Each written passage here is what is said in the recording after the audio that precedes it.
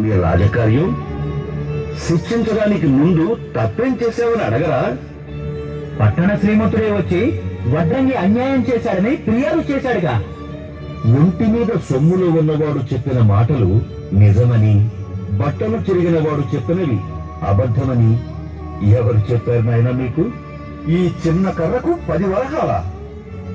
వాడు చెప్పిన వెల కర్రకు సరిపోతుంది, కానీ వాడు సృష్టించిన సౌందర్యానికి వెల కట్టడం వానికే తెలియదు. పేదవాడికి తన స్వేదానికి విలువ కట్టడం తెలుసుంటే మీలాంటి శ్రీమంతులందరూ ఉపవాసాలతో అన్నం లేకుండా చచ్చేవాళ్ళు. భటులారా, ఈ అధిక ప్రసంగిని కూడా దండించండి. దొంగకు మరో దొంగ తోడైనట్టుంది వరుస. ఒక పని చేయండి, ఈ కర్రను ఒక బొమ్మగా చేయండి, అప్పుడు మీకు అర్థమవుతుంది. బొమ్మగా మార్చడానికి అతని శరీరం నుండి ఎంత రక్తం స్వేదంగా మారిందో. సౌందర్యం అంటే వస్తువులు కాదు, అది శ్రమలో ఉంటుంది. ఈ లోకాన్ని అందంగా తయారు చేసింది పేదవాళ్ల స్వేదమని మరువకండి. నేనేమైనా వడ్రంగిని అనుకున్నావా మాను చెక్కడానికి? ఈ పిచ్చివాడి మాటలు వింటే మనకు పిచ్చి పడుతుంది. పదండి, పోరా పో. మీ ఇంటి ముందు చిన్న మొక్కనైనా పెంచు, అప్పుడు నీకు అర్థమవుతుంది సౌందర్యం అంటే ఏమిటో. మరి ఇంతసేపు ఇక్కడ నిలబడి వేమన అని విచారించబడ్డ ఇతడెవరు? అంతా అయోమయంగా ఉంది ప్రభు. ఇంతకీ ఈ ఇద్దరిలో వేమనెవరు? ఎవరు మీరు? ఎక్కడి నుంచి వచ్చారో? నా వలన మీరెందుకు బాధపడుతున్నారు? అసలు నన్నెందుకు వెతుకుతున్నారు? నన్ను చూడరా అని అర్థం పిలుస్తుందా? తనలో జ్ఞానం ఉదయించిన ఏ మహాత్ముడైనా అద్దం లాంటివాడే. పల్లమున్న తోటకి నీళ్లు ప్రవహిస్తాయి. నీ మాటలు వింటుంటే అద్దమే బింబాన్ని వెతుకుతూ వచ్చినట్లు అనిపిస్తోంది. ఆపండి మీ ఉభయ కుశలో పరి. ఇది రచ్చబండ కాదు, న్యాయస్థానం. క్షమించాలి ప్రభు. తుంగ తల్లిని వెనకేసి కృష్ణమ్మ తల్లిని వెంబడించి వచ్చాను. ఇంతకీ నీవెవరు? సర్వజ్ఞ. సర్వజ్ఞ అనువాడు గర్వంతో అయినవాడు కాదు, సర్వజనుల నుండి ఒక్కొక్క మాట నేర్చి విద్య పర్వతమైనవాడు. ఒకడికి సగం పిచ్చి, మరొకడికి మొత్తం పిచ్చి. ఇది పిచ్చి కూడలి సంగమం. మంత్రి గారు, ఈ ఇద్దరిలో ఎవరు వేమనో వారిని బంధించండి. అతని మాట తీరు చూడ మన నేలవాడు కాదనిపిస్తోంది. అతనికి దేశ బహిష్కరణ విధించండి. ప్రభు, నేను వేమనను. నన్ను శిక్షించి వారిని వదిలేయండి. నేనే వేమనను. నన్ను శిక్షించండి, వారినే వదిలేయండి. నన్ను శిక్షించండి, వారిని వదిలేయండి. నన్ను శిక్షించండి, వారిని వదిలేయండి. ఆపండి, ఇద్దరిని చెరసాలలో వేయండి. ఎవరు వేమనో వాళ్లే తేల్చుకుంటారు. ఇద్దరిని బంధించండి.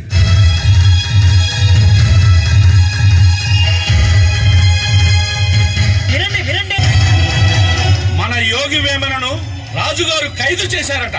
పౌరులారా రండి, రండి.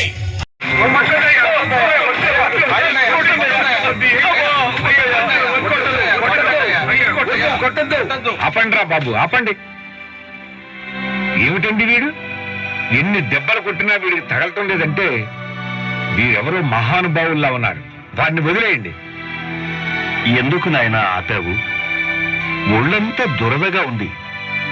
ఇంకో 2 తగిలించండి, బాగుంటుంది. ఆపరా బాబు, వారిని కొడితే ఆ దెబ్బలు మనకే తగులుతాయి. ముందు ఆ కట్టు విప్పు. మాలోడు మాలోడు అని ఎన్నో ఏండ్ల నుంచి కొడుతున్నారు కదా. మాలో ఉన్నవాడే మాలోడు, మాలో లేనివాడు మానవుడు. అయ్యా, మీరెవరో కాని దేవుడిలా వచ్చి కాపాడారయ్యా. దేవుడు నిన్ను కాపాడరాడు. అన్నమే దేవుడు, ఆ సూర్యచంద్రులే దేవుళ్ళు, ఈ భూమే దేవుడు. వాటిని నువ్వు కాపాడితే అవే నిన్ను కాపాడతాయి. ముందు నిన్ను నువ్వు కాపాడుకో అని నేల మరీ మరీ నిందించా. వడలనున్న మాంసం ఒకటే కాదా? వానిలోని వెలుగు దాని కులంబేది. విశ్వదాభిరామ వినురవేమ. మాలవాణి తమరు ఎంత ఇస్తారో చెప్పండి, తగిన బొమ్మను ఇచ్చుకుంటాను. ఆహాహాహాహా, నీ వ్యాపారానికి ప్రభుత్వం నుండి అనుమతి తీసుకున్నావా? నిన్నెందుకు కొత్వాల్కు పట్టివ్వకూడదు? స్వామి, పేదవాణ్ణి, నా వ్యాపారాన్ని చెడగొట్టకండి. మీకు కావాల్సి వస్తే ఒక బొమ్మను ఉచితంగా ఇచ్చుకుంటాను. ఎరా నాకే భిక్షమేసి అంత గర్వమా నీకు? చూస్తూ ఉండు, నిన్నేం చేస్తాను. భటులారా, ఈ వడ్రంగిని ఖైదు చేయండి. వీడు 10 మందిలో నన్ను అవమానించాడు. బంధించండి. ఎరా వడ్రంగి, పెద్ద మనుషుల్ని అవమానం చేసేంత గొప్పవాడివయ్యావా?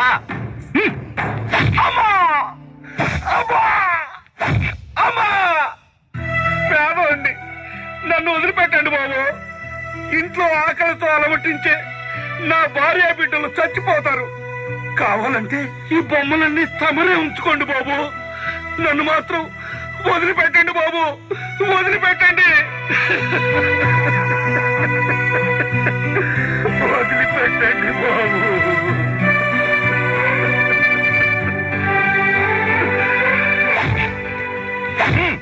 తీసుకెళ్ళండి. ఆహాహాహా, బహుమతులతో అలంకరించవలసిన చేతులకు సంఖ్యలు తొడగండి బాబు, తొడగండి. తాను సృష్టించిన వస్తువులకు విలువ కట్టలేని చేతులను ఖైదు చేయండి, చేయండి. ఇంతకు అతను చేసిన తప్పేమిటో? న్యాయం అడగటానికి నువ్వెవడివిరా? చిన్న కర్ర ముక్కకు 10 వరహాలు అడగవచ్చునా? నాలాంటి శ్రీమంతులను మోసం చేయాలని ప్రయత్నించాడు, అందుకే వీడిని శిక్షించాం. సిగ్గింతయు లేక సిగ్గింతయు లేక పరసొమ్ములెల్లా అపహరించి వేషభాషల వల్ల మోసము చేయును విశ్వదాభిరామ వినురవేమ. సిగ్గింతయులేక సిగ్గింతయులేక పరసొమ్ములెల్లా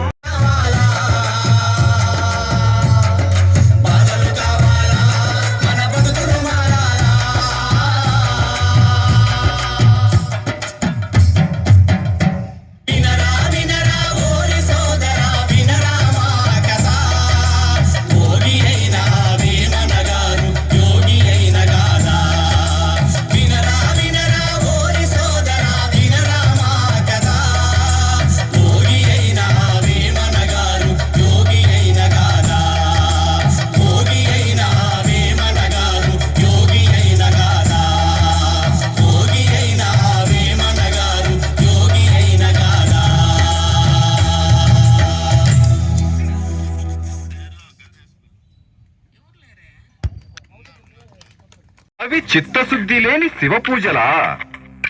ఆత్మశుద్ధి లేని మాటలా? ఓరే మూర్ఖుడా, సర్వం ఎరిగిన నేను మూర్ఖుండనా?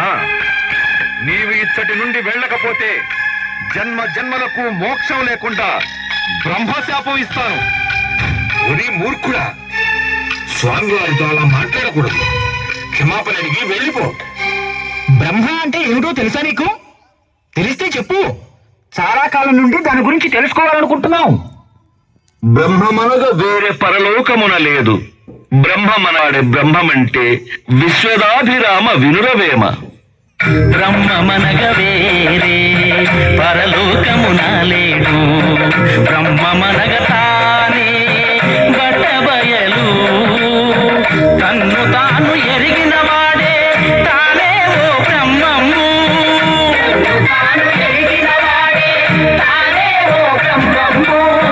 విశ్వదాభిరామ వినురవేమ.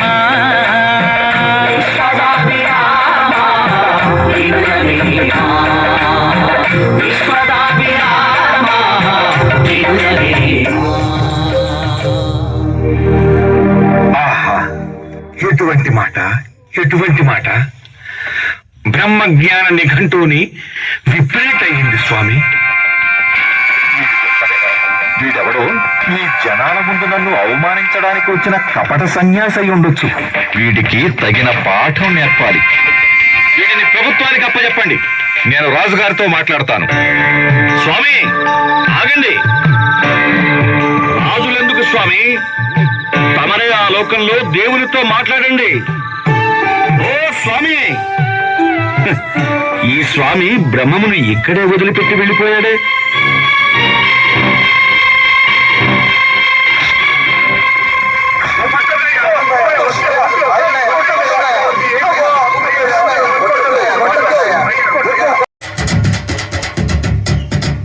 సమస్త ప్రజానికి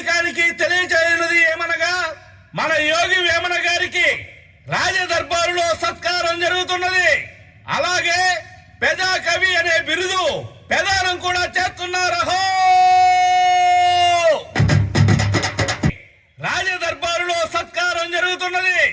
అలాగే పెదా కవి అనే బిరుదు పెదానం కూడా చేస్తున్నారు. కవి అవును రవి అవును కామిగాక వాడు మోక్షగామి కాడు విశ్వదాభిరామ వినురవేమ.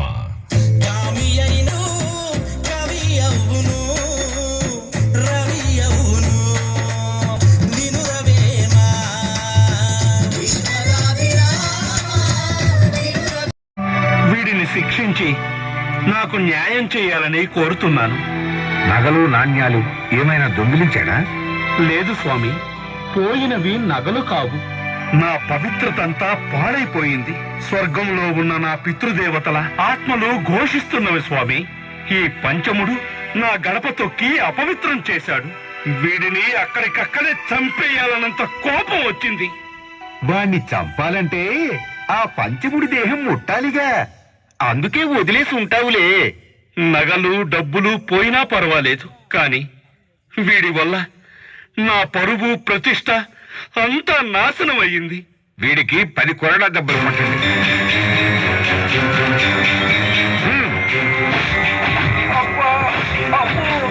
అయ్యో అయ్యా, కొట్టొద్దు బాబు, అయ్యో నన్ను కొట్టొద్దు బాబు. కసువు నేరి తిన్న పశుర మందిన మాలలంటూ వాణ్ణి మహిని జనులు, పంది కోడి తిన్న ప్రాజ్ఞుడందు రాజనులు, విశ్వదాభిరామ వినురవేమ.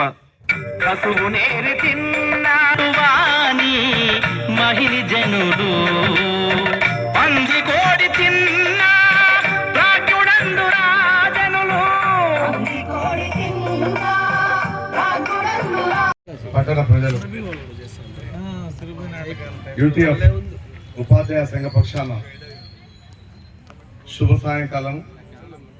మిత్రులారా, అభ్యుదయ అకాడమీ హైదరాబాద్ వారు ఇంత అద్భుతమైన ప్రదర్శన చేస్తారని అసలు ఊహించలేదు. మరి ఇంత అద్భుతమైన దృశ్య కావ్యాన్ని మన సిఐటియు సభ్యులు కదిరి ప్రాంత వాసులకు అందిస్తారని చెప్పేసి అసలు ఊహించలేదు. నేను ఇక్కడ ఎవరైనా కొద్ది మంది ఉన్నా కూడా నేను హార్ట్లీ రిక్వెస్ట్ చేస్తున్నాను, మనస్ఫూర్తిగా రిక్వెస్ట్ చేస్తున్నాను. ఏదైనా ఉత్సవాలు లేదా జాతరలు జరిగినప్పుడు ఇటువంటి ప్రజలను చైతన్యపరిచే మేల్కొల్పే నాటక ప్రదర్శనను మీరు ప్రదర్శించగలిగితే ప్రజల యొక్క జీవితాల్లో మీరు మార్పు తీసుకురావడానికి ఒక ముఖ్య కారకులు అవుతారు. రియలీ మనం కదిరి ప్రాంత వాసులు ఇది ఎవరైతే ఈ నాటకాన్ని చూశారో ఒక్కరు కూడా కదలేదు. రాజమౌళి కూడా చేత కాని విధంగా అతి తక్కువ సమయంలో వేమన యొక్క జీవితాన్ని అద్భుతంగా చూపడం జరిగింది. రియలీ హ్యాట్స్ ఆఫ్ అభ్యుదయ అకాడమీకి. మరి హృదయపూర్వక ధన్యవాదాలు మన సిఐటి సభ్యులకు పేరు పేరు చేస్తున్నాను. Thank you everyone. ఆమె వినురవేమ. స్వామి, నన్ను గుర్తుపట్టారా? గుర్తుపట్టాను. నువ్వు దుఃఖి. నీ కళ్ళల్లో అది అద్దంలా ప్రతిబింబిస్తోంది. నేను మీ భార్యను. మీరు మరచినట్టున్నారు. నేను గుర్తు మరచిన వాడను కాను, జ్ఞాపకాలు చనిపోయిన వాడను. నేను మిమ్మల్ని నిందించాను, దూషించాను. అక్క నరసంబ చావుకు కూడా నేనే కారణం. నాకు క్షమాభిక్ష కావాలి స్వామి. నువ్వు చనిపోయిన వాడితో మాట్లాడితే అవి ఇప్పుడు బ్రతుకున్న వాడికి అర్థం కావు. అలాంటి ప్రయత్నం ఇంకా దుఃఖానికి గురి చేస్తుంది. భర్త పుణ్యకార్యంలో భార్యకు కూడా పాలున్నదని అంటారు స్వామి. ఉప్పు తిననంత మాత్రాన ఉప్పు రుణం తీరునా? బదులుగా ఎక్కువగును. ఆశలను బానిసగా చేస్తే గెలుస్తాం, కానీ ఆశకు ఎన్నిసార్లు వస్తే అన్నిసార్లు పాలు పితికేయాలి. ఆవుకు దూరంగా దూడను ఉంచి పాలు పిండేయాలి. ఏది ఆ పాలు ఎలా ఇవ్వు? ఇది కామబాణం. రూఢి అయిన గిరాకీకి మన మీద ఆసక్తి తగ్గినప్పుడు వాడేదే ఈ మందు. దీనిని తాగించు, తర్వాత చూడు ఈ మందు మహిమ. చెంచలా చెంచలా, చూడు, గాలిలో తేలిపోయిన ఈ మందుగాటు తన ప్రతాపాన్ని చూపెడుతుంది. నాలో అనుమానం, నేను ఏమిచ్చినా వద్దు అనని వారు ఆ రోజు మాత్రం వద్దన్నారు. నాకు భయం వేసింది. మీకు శక్తి కావాలి, దీనిని సేవించండి అన్నాను. నువ్వే నా శక్తివి, ఇదెందుకు? నువ్వు ఇస్తే ఏ విషయాన్నైనా అవలీలగా తాగేస్తాను అన్నారు. నాకేడుపు వచ్చింది. నాగసాని కంట్లో కన్నీళ్ళ అని ఎవరైనా నవ్వవచ్చు. తాగిన వారు ఎందుకో తల భారంగా ఉంది, తల తిరుగుతోంది అని అలాగే పడుకున్నారు. నా దురదృష్టం, ఆ గడియ తలుపు కొట్టే శబ్దం వచ్చింది. సేవకుడి ముఖం భయంతో వణుకుతోంది. రాణిగారు వచ్చారు అన్నాడు. వచ్చినది వేమన గారి భార్య అనుకున్నాను, కానీ వచ్చిన వారు రాణి నరసాంబ అని తెలుసుకోలేకపోయాను. లోపలికొచ్చిన రాణిగారిని చూసి భయము, సంతోషము ఒకేసారి కలిగాయి. దేవాలయం నుండి నేరుగా వచ్చిన ఆమె నాకు అచ్చం దేవతలా కనపడింది. రండి, కూర్చోండి. ఆమె నా ముఖాన్ని చూస్తున్నది. ఆమె నా ముక్కు పొడుగును చూస్తున్నది. ఈ ముక్కు పొడుక మీదే. దాన్ని దేవాలయంలో మీ ముక్కును చూసే ఉందిలే. తమరు ఈ వేళలో ఇక్కడ? నీ ఇంటిలో ఒక్క మల్లెరేకు నీవు వేమనను వదిలేస్తాను అన్నావట. వేమన గారి భార్య డబ్బు గురించి మాట్లాడి నన్ను అవమానించారు. ఆవేశంలో నేను కూడా నోరు జారి, పర్వాలేదులే, ఎవరైనా ఆవేశంలో మాట్లాడితే సత్యమే పలుకుతుంది. ఉండని, నేను వేమలతో మాట్లాడాలి. అవును, నీ అనుమతి ఉంది కదా? అయ్యో ఎంత! వారున్న గదిని చూపించు చాలు. అదే, వారిప్పుడు తలనొప్పిగా ఉందని మందు తీసుకుని పడుకున్నారు. నేను వెళ్ళి మీరొచ్చారని చెప్పొస్తాను. వదిలేసుకోవాలి. ఇన్నాళ్ళు అది కూడా అక్కడ. ఇక అంతా ఒంటరితనమే. ఒంటరితనం కంటే నేస్తం నాకు. ఏమైనా గన్నో మరిది వేమన్నో పూలదండ ఎలా బామోయనో. వేమన ఇక ముందు నా చేయి జారిపోతాడేమో అని ఇలా అయ్యిందేమో. అయినా వేమన లేకుండా నేను జీవించగలనా? వదిన మరిది గారు ఏం మాట్లాడుతున్నారు? తలుపు సందులోంచి తొంగి చూశాను. ఏమీ కనపడలేదు. ఏదో శబ్దం వినపడుతోంది. అబ్బా, ఆ దృశ్యాన్ని ఊహించడానికి కూడా భయం, అసహ్యం రెండు కలిగాయి. లోపల ఏం జరుగుతుందో అనే భయం వేసి దిక్కుతోచగా గట్టిగా అరిచాను. వేమన ఒక్కొక్క వస్త్రాన్ని ఒలిచి పారేస్తున్నాడు. నరసాంబ గారి ఆర్తనాదం వినపడింది. నేను వేమనకు గ్రహచారం ఇలా వేచి ఉంటుందని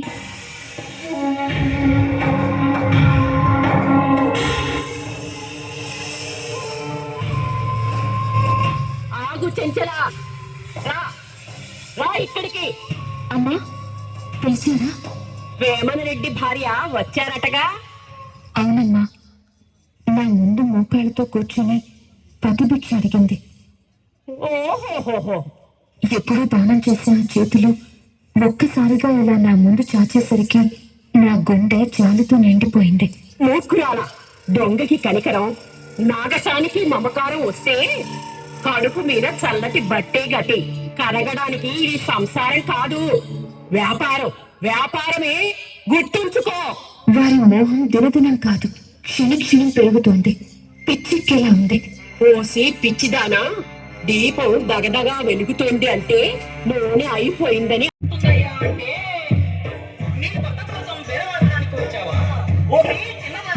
నీకు చేతనైతే నీ భర్త చేతిలో మల్లెపూలు తీసుకున్నట్లయితే నీకు నిలువెత్తు బంగారం ఇస్తానని ఆ నగసాని.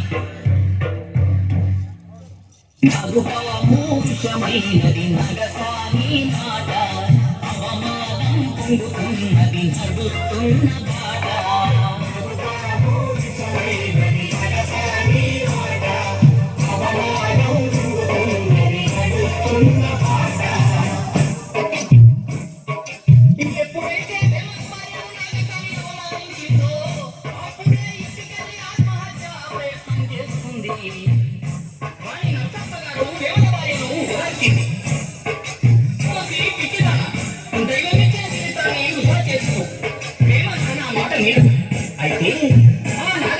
ఒకే ఒక మల్లెపు ఉంటే మాత్రా ఒక్క రోజులో అవకాశం ఇవ్వు.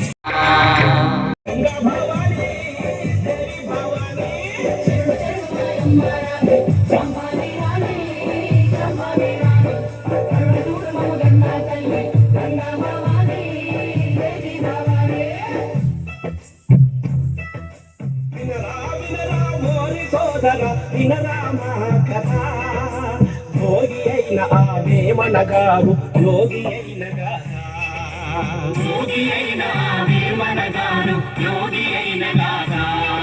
మన యోగి వేమన గారి పూర్వీకులు వారి తాత ముత్తాతలు హనుమకొండలో పెద్ద రైతు కుటుంబము. పేరడిగితే అనియరెడ్డి అంటారు. ఆ ఊరికే 10 గదులున్న ఇల్లు, భూమిని నమ్మి బ్రతుకుతున్నవారు,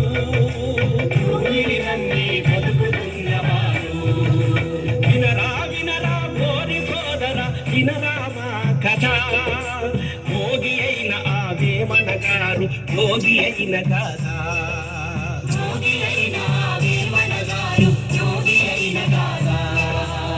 అలియారెడ్డి ఒకరోజు భూమిని దున్నుతుంటే పుట్టెడు బంగారం లంక పిందెలు వజ్ర వైడూర్యాలు నాగసాలులో నగలు లేచను.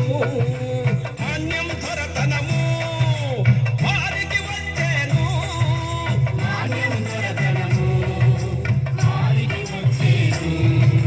వినరా వినరా ఓరి సోదర వినరా మా కథ. భోగి అయిన ఆ వేమన గారు యోగి అయిన గాథ.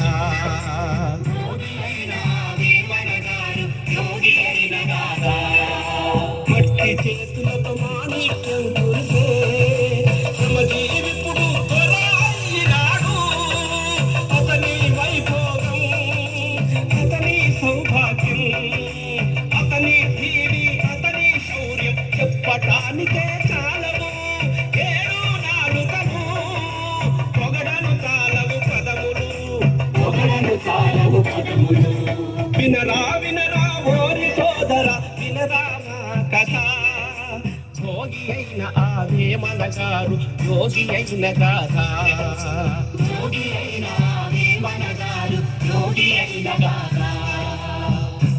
ఇలా హనుమకొండలో దైవ కృపమున తన దృష్ట బలమున తన రాజ్యాన్ని అలియరెడ్డి విస్తరిస్తూ హనుమకొండ నుండి కొండవీటికి వచ్చాడు. Fantastic, what a performance! మీకు తగిన బహుమానమిస్తాను. అంతా నాటకం చేస్తూనే మంచి ఛాన్స్ కొట్టేశారు దొంగనా కొడుకులు. వీరి భండారం ముందు ముందు బయటపడుతుంది. ఇలా సంపాదించిన డబ్బుతో ఊళ్ళో ఉంటే అందరికీ అనుమానం వస్తుందని చెప్పి ఉన్న ఊరిని వదిలేసి పక్కనే ఉన్న కొండవీటికి వచ్చి పెద్ద మండలాన్ని స్థాపించి రాజ్యపాలన చేశాడు అలియరెడ్డి. తర్వాత మొదటి ఇద్దరికి పిల్లలు లేనందున మూడో కొడుకైన వేమారెడ్డికి దైవ కృప వల్ల కోమటగిరి వేమన అనే సంతానం కలిగింది. అతనికి కూడా 3 కొడుకులు పుట్టారు. మొదటివాడు వెంకటరెడ్డి వేమన, రెండోవాడు రాజవేమన, మూడోవాడు వేమనరెడ్డి. యోగి యోగమున పుట్టినయ్యా, భోగి యోగమున పెరిగినయ్యా. వినరా వినరా ఈ కథను యోగి అయిన ఆ వేమన గాథను.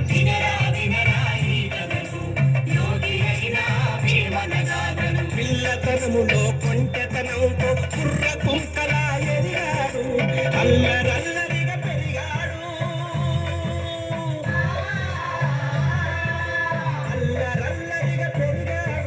కొంట చేష్టలు చేశాడు. వినరా వినరా ఈ కథను యోగి అయిన ఆ వేమన గాథను.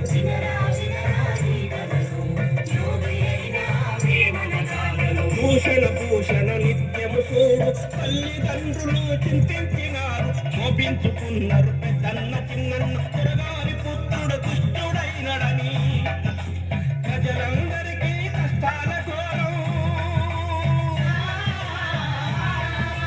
ప్రజలందరికీ కష్టాల ఘోరం. ఫిర్యాదులోన ఇదంత విడ్డూరం.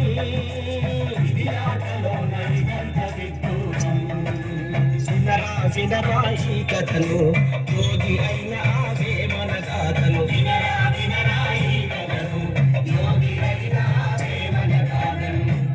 ఇలాంటి పరిస్థితుల్లో వేమన గారిని ప్రజలందరూ చీ చీ అని చీరుస్తుండగా అన్నగారి భార్య అయినటువంటి నరసమ్మ గారు వేమన గారికి అండగా నిలబడి ఆదరించింది. అందుకే ఎవరి మాట వినని వేమన గారు వదిన మాటలకు కట్టుబడేవారు. అలాంటి పరిస్థితుల్లో కూడా వేమన గారు ఆ నాగసాని ఇంటిలో పగలు రాత్రిగా రాత్రి పగలుగా గడిపేవాడు. నాగసాని ఇంటి నుండి మరిది గారిని విడిపించాలని ఎంతో కష్టపడి వదిన నరసాంబ గారు వేమన గారిని ఒప్పించి పెళ్లి చేసింది. ఆ కొత్త పెళ్లి కూతురు ఎలా ఉందంటే ఏమి అందమో ఏమి చల్లమో ఏమి అందమో ఏమి అందమో ఏమి చల్లమో ఏమి అందమో రజలాగున్నది రాణి రజలాగున్నది రాణి.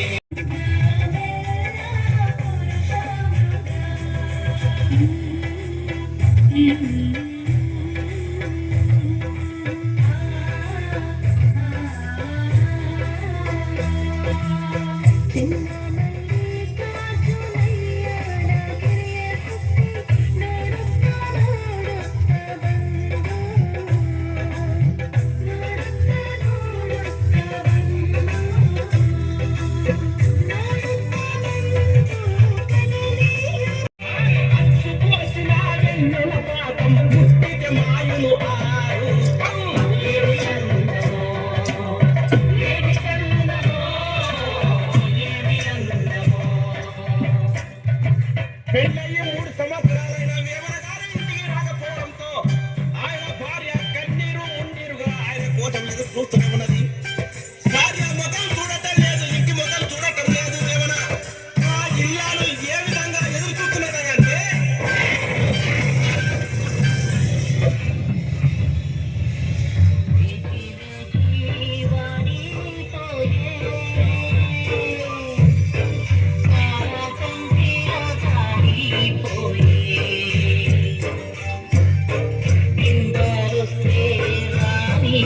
అంటూ